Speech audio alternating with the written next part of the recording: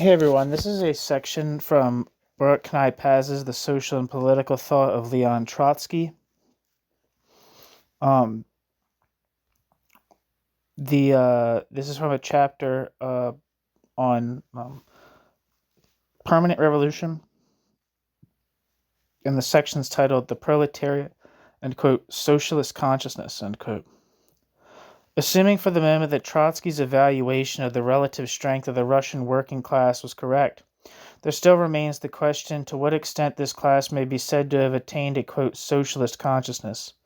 This question has nothing necessarily to do with the earlier issue, namely the revolutionary consciousness of the workers, since their revolutionism may take merely the form of some spontaneous opposition to social and economic conditions, without any specific conception of alternative social and economic conditions except in a vague general sense.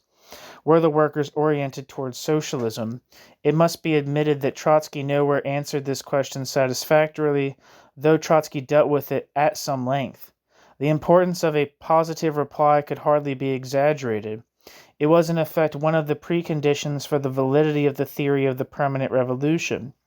Since throughout the formulation of the theory of permanent revolution in 1906, Trotsky discounted, or rather relegated to a subsidiary position, the role of party organization and party leadership, the more or less independent socialist orientation of the working masses became a crucial factor in assuming the specifically socialist content of their revolution. Nevertheless, the positive reply which he gave, as he had to, in effect begged the question. In the 7th chapter of Results and Prospects, Trotsky rejected the view that a socialist consciousness was a function of a high stage of capitalist development. Were this to be so, he argued, then it could logically follow that one needed merely to wait until capitalist society had made itself so technologically efficient as to transform all production into a, quote, single automatic mechanism belonging to a single syndicate and requiring as living labor only a single trained orangutan, end quote. Whereupon society would presumably peacefully become socialist, without revolution, without a dictatorship of the proletariat, since everyone would have been conditioned into a socialist consciousness by the existence of, in effect, already socialized production and consumption.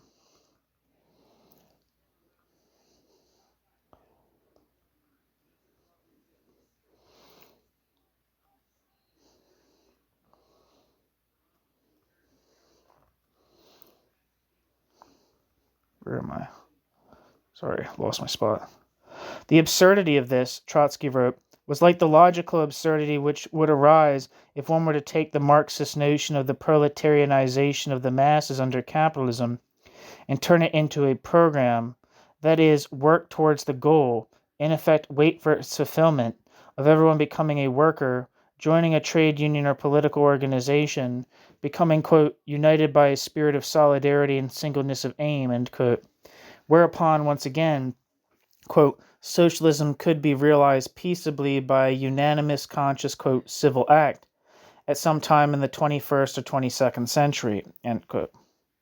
But this automatic abolition of capitalism was, of course, impossible because the so-called, quote, prerequisites of socialism, the concentration of production, the development of technique, the growth of consciousness among the masses, although they develop simultaneously, also, quote, retard and limit each other, creating disharmony or the lack of parallel uniformity. Quote, each of these processes, bracket, i.e. prerequisites, at a higher level demands a certain development of another process at a lower level, but the complete development of each of them is incompatible with the complete development of the others. End quote. Trotsky, Results and Prospects. The schematic mechanistic logic applied to the development of capitalism ended in absurdities because it concentrated only on quantitative changes, forgetting that at a certain point there occurred a qualitative leap which transformed hitherto evolutionary change into a situation which could be changed only by revolution. Quote, ... Those processes which are historically prior conditions for socialism, ... have reached a certain stage which is determined by numerous circumstances. A stage, however, which is a long way away from the mathematical limit of these processes, undergo a qualitative change and, in their complex combination, bring about what we understand by the name of revolution. End quote. Trotsky. Results and prospects. Trotsky's general argument may be said to have been quite impeccable as far as it went, but Trotsky's general argument did not yet answer the specific question whether a, quote, qualitative change in consciousness had in fact taken place among Russian workers. Here Trotsky fluctuated between the view that this was, in fact, the case, and a considerably different view, according to which the workers' gravitation towards socialism appeared as an instinctive, spontaneous phenomenon. On the one hand, Trotsky claimed that the very existence of large-scale enterprises as the natural milieu of the worker implanted the notion of socialized production.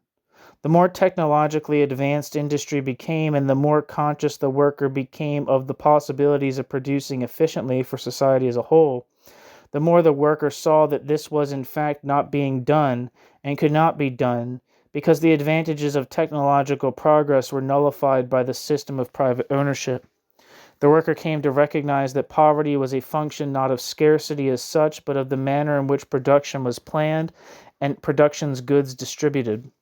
In this sense, socialist consciousness was a consequence not of a population which was predominantly proletarian, but of a proletariat, numerically small though that proletariat may have been, which was exposed to advanced forms of production.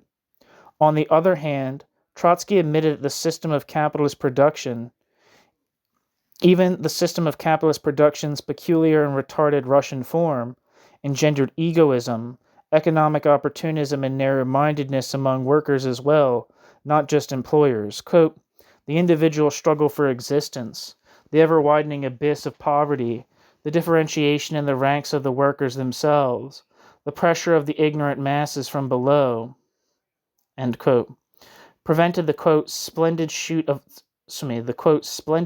of idealism, comradely solidarity, and self-sacrifice, end quote, from becoming fully developed.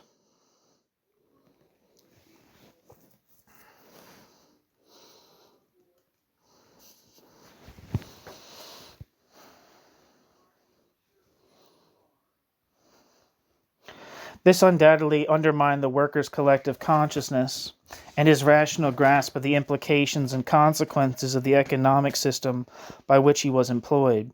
Still, it could not, in Trotsky's view, destroy that inner impulse which told the worker that the solution to his problems was bound up with the collapse of that system. Quote, ... Despite his remaining Philisteinely egoistic and without his exceeding, in quote, human worth, the average representative of the bourgeois classes, the average worker knows from experience that his most basic requirements and natural desires can be satisfied only on the ruins of the capitalist system. The average worker knows from experience that his most basic requirements and natural desires can be satisfied only on the ruins of the capitalist system, end quote. Trotsky.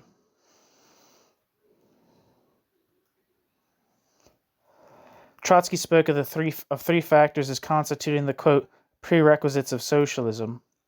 First, Trotsky called the, quote, productive technical prerequisite, namely, the condition prevailing when, quote, the development of productive forces has reached the stage at which large enterprises are more productive than small enterprises, end quote. Trotsky. The second was the, quote, social economic, end quote, prerequisite. The existence of a social force, the proletariat, which by virtue of that proletariat's economic role was potentially the most powerful of classes and was objectively interested in socialism.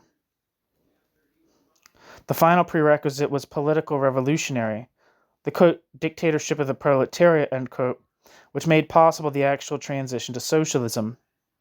Trotsky saw the first two prerequisites as being satisfied more or less automatically by the very creation of the modern industrial framework. It was the last, however, which was a direct result of socialist consciousness.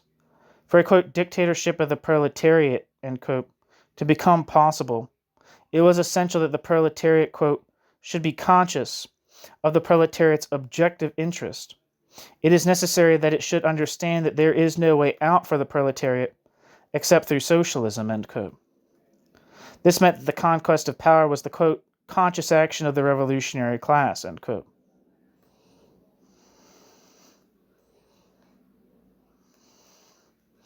How far did such consciousness exist among Russian workers? In effect, Trotsky conceded that it was far from being fully developed, that the proletariat was not composed entirely of, quote, conscious socialists, end quote. But Trotsky rejected the view that a, quote, overwhelming majority, end quote, of the workers needed to be, quote, conscious socialists, end quote. It was sufficient that there be a conscious nucleus, a, quote, revolutionary army, end quote, acting as the spearhead for the rest of the workers who would join this army once, quote, open battle, end quote, was declared. Footnote. It should be emphasized that when Trotsky spoke of this nucleus or, quote, revolutionary army, end quote, he did not mean a party of professional revolutionaries, but workers themselves, albeit the, quote, cream, so to speak, of the proletariat. End footnote.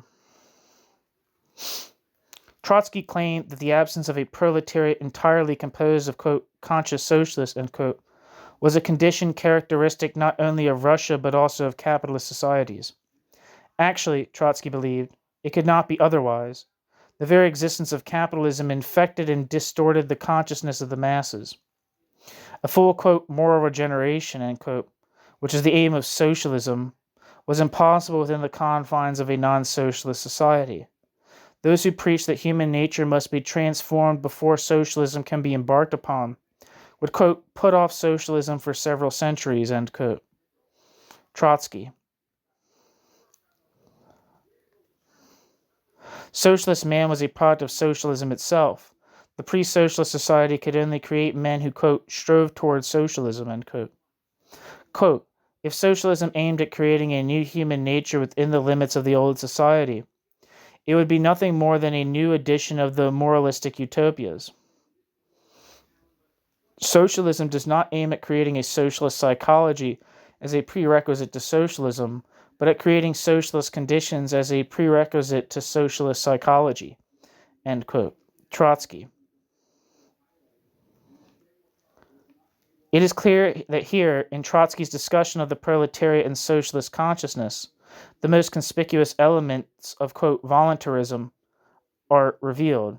Trotsky made more concessions to, quote, elitism, end quote, as well here than anywhere else in his early writings. Trotsky's position was, of course, far removed from that of Lenin, for Trotsky did not have an organizational elite in mind, but it was equally remote from that of Menshevism. Footnote. See Trotsky's strictures against Blanchism in Results and Prospects. End footnote. And, although Trotsky acknowledged the limits of workers' socialist consciousness, Trotsky made less of this than he perhaps should have. Many years later, after 1917, Trotsky would, in contrast, continually stress the limits, all the, quote, minuses of the proletariat.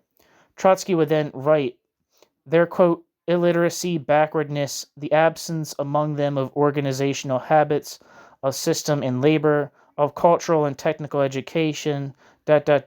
we are feeling at every step, end quote. Trotsky. Footnote. Appendix 1, History of the Russian Revolution, Book 1. End footnote. This would mean that the Russian workers' past had badly prepared the Russian workers for socialism, and that the absence among the Russian workers of a, quote, socialist consciousness, end quote, would complicate and transmute the tasks of the post-revolutionary regime. That's the end of this section. Thank you so much for listening.